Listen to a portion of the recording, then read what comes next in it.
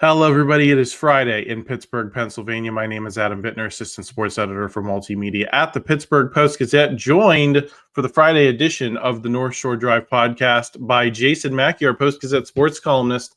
Got a lot to get to, Jason, in between this joint practice on Thursday for the Steelers with the Tampa Bay Bucks and the preseason game on Saturday night at Acrisure Stadium. Lots of headlines, lots of things to anticipate. Lots of things to react to. Excited to get into all of that with you. We're going to talk about receivers in this segment. Some conversation about Calvin Austin. Is the injury more serious than we were first led to believe? Could the Steelers still sign somebody? Lots to digest there. Before we do, I want to thank our sponsor for this episode of the podcast. It's Edgar Snyder Associates. Law firms come and go, but what law firm has been here in Western PA fighting for injury victims for more than 40 years? It's Edgar Snyder Associates. What firm has a staff of over 130 people who live and work here? It's Edgar Snyder Associates. Law firms come and go, but Edgar Snyder is a name you can always trust. So remember, there's never a fee unless they get money for you. If you've been hurt in an accident, call them at 1-800-94-EDGAR or visit edgarsnyder.com. They're available 24/7.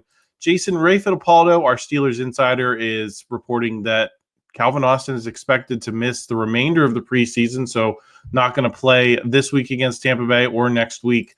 So really no looks at him in the preseason. I guess that's not unusual in some ways because a lot of these starters are not playing in these games. But it seems like the Steelers were hoping to see more out of him during this training camp and preseason period.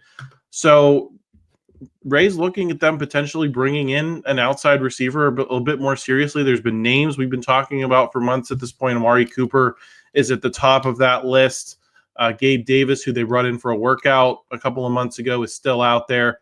Odell Beckham Jr. is a name that's now available that's been percolating as a possibility. Ray was kind of looking in that direction in some of his comments to 93.7 The Fan this week.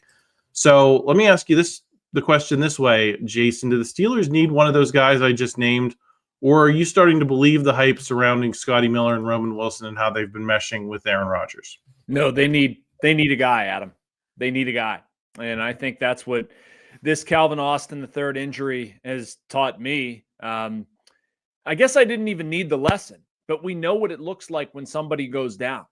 What happens if two people go down? You know, there aren't any questions about DK Metcalf, right? But I mean, are we guaranteeing he stays healthy? Are we guaranteeing that everybody stays healthy? This group, I don't like the depth enough. I've been encouraged by what I've seen from Roman Wilson. Scotty Miller has looked good in camp. Great. Am I going to take that to the bank and think that the Steelers have the wide receiver position solved? I don't think so. I want to have more guys than available spots. I want there to be competition. I don't want to be begging Ben Skoranek to add something offensively. I want to take his special teams work, and probably that's it. So, no, I don't feel good enough about it. Calvin Austin specifically, I don't need to see anything out of him in preseason. I know basically what he does. I've said this to you before, Adam. I view him as kind of a 2.5. You know, I don't view him as a true 2, but he's probably an above average 3. And if Roman Wilson is your 4, I like that. But the part that's missing is the 2. Right now, we've seen a lot from the Steelers offense, and I feel like I'm probably going down a different path here, but that's okay. We'll get back to center eventually.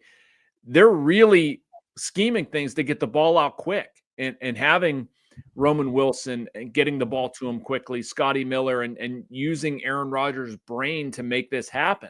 I want them to have somebody who can beat the guy across from them one-on-one down the field, similar to DK Metcalf, somebody who can, get himself open a little bit. They don't have that guy right now. Do you think they played this right, Jason, Omar Khan, Mike Tomlin, in waiting and seeing how the training camp and preseason period unfolded before making a move for one of these higher price names? We know they have some cap space available. Was that the right choice, or would you have liked to see an Amari Cooper or an Odell Beckham Jr. in here working on chemistry with Aaron Rodgers and building as part of this offense rather than someone coming in later in the process and having to, drink out of a fire hose, to use one of the sports cliches that I think would be apt here. Or get on a moving train, Adam. Isn't that more appropriate? Maybe, probably, yeah. Whatever. I don't buy into that, man. I don't. I mean, you have an opportunity to make your team better, and they need to look at that. And they have, cap space to do it. They have a need. There's an injury right now. You've seen some performance. Did they play it right? Did they play it wrong? I don't know. I mean, the only thing that matters is games. I will say this, they didn't overpay for anybody, and that's good, at least not yet. I hope they don't overpay for anybody, period. I look at somebody like Odell Beckham Jr. as a perfect addition to this team. I love it. If they could do that right now, I would take that in a heartbeat. I mean, that's the kind of gamble they need to take, and I think it's a smart gamble. And I think it's one of the ways you can let Mike Tomlin work for you.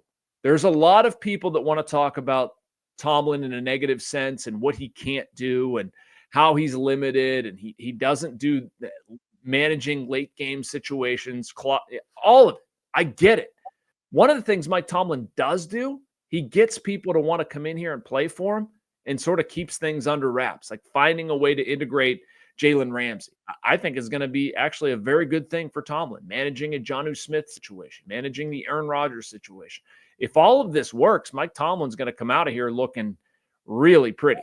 And Odell Beckham Jr., there's probably only a few guys that he would could play for, could play well for. Maybe this would work. And Mike Tomlin's one of them. I think I would take advantage of it if it's an option financially. Obviously, I'm not going to pay Odell Beckham Jr. $20 million or anything crazy. But for a couple mil, if he wants to come in here and try to prove it, I could see that making sense for the Steelers. That's the type of player they need. Can you believe Odell Beckham Jr. is only 32? No, I can't. That's weird. Yeah. I looked it up. When I think of him, I think of like 36, 37.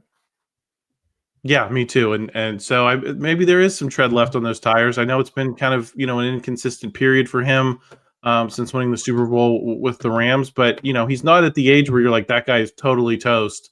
He needs the right situation, Adam. He doesn't need to be a 1 here. He can be a 2. He can get one-on-one coverage. Do I think Odell Beckham Jr. could add something to this offense in that context? Yes, I do. How much does the Jonnu Smith injury impact this conversation for you? Because, 4 weeks ago, we were probably talking about him as can he be the hybrid tight end and wide receiver? Can he be the wide receiver 2, essentially, even if he's not a receiver by trade? Haven't seen a ton of him in camp. Haven't seen a ton of him in the preseason. Does that change the conversation for you that he's been injured, and could it have worked out differently if he'd been healthy? It doesn't change it for me. It doesn't. Maybe I don't know. Maybe I'm being overly simplistic today or something like that. I look at training camp, Adam. Do I need to see everything from a guy like Jonnu Smith? No. I'd rather preserve him. I don't see that as something that's going to keep him out of the mix week 1. I don't need to see him 5 weeks of getting ready, something like that. We don't have any indications. I don't have any indications that it's going to keep him out of week 1 against the Jets. So, no, I think they're going to have all of their tight ends at their disposal. Do they make the most of them? I don't know. Do they run the ball well enough to balance it? I don't know. Do they have enough wide receivers? I don't know. But a training camp injury with a veteran guy when it's minor, just because it's inhibited some of his work in the preseason, I can't go there. Jason, if they do sign somebody, how intrigued are you by the possible competition for playing time then between Roman Wilson and Calvin Austin? Please. I mean, that's what I was saying earlier. Snaps should be precious, man. They shouldn't just be handed out to people. And that's what the situation the Steelers found themselves in last season. Like, Van Jefferson, you've played in the NFL. Hey, come on down. No, like I want to know who had the best week of practice, who's actually getting open, who's earning Aaron Rodgers' trust. And you know what, Adam? I mean, the other truth of the matter is I think this offense might be throwing it a decent amount. Like, there might be targets to go around. I'm not going to say there's, a plethora and they're looking to fill anything, but if you're throwing a quick timing-based offense, I alluded to this a little bit earlier, but, getting the ball out quick, short passes functioning as a running game, not doing anything too crazy, but, 3-4 yards, get it out, kind of scheming against your offensive line, being a potential weak spot. Your quarterback's 41. You want to minimize the number of big hits that he's going to take. It's a smart strategy, but there have to be a lot of guys to be in that mix. And so, yeah, I look at this as an opportunity that whoever is a better fit schematically for that week, whoever had a good week of practice, who might be playing well, who might be playing poorly, I hope there's a lot of competition for those spots, whether it's Roman, Calvin, Ben Skoranek, Scotty Miller, go down the line, anybody. Jason, great conversation on this topic. We're going to come back in the next video, second segment of the North Shore Drive podcast today, talking about the joint practice with the Tampa Bay Bucks, how the defense performed, maybe a little bit below some people's expectations. So make sure you subscribe to the channel for that. Like this video if you enjoyed it. Help us out in the YouTube algorithm, and we will talk to you again next time. Thank you for checking out this content from Post-Gazette Sports. If you watch this video on YouTube, please like the video and subscribe to our channel. For all of the sports coverage the Post-Gazette has to offer, visit post-gazette.com.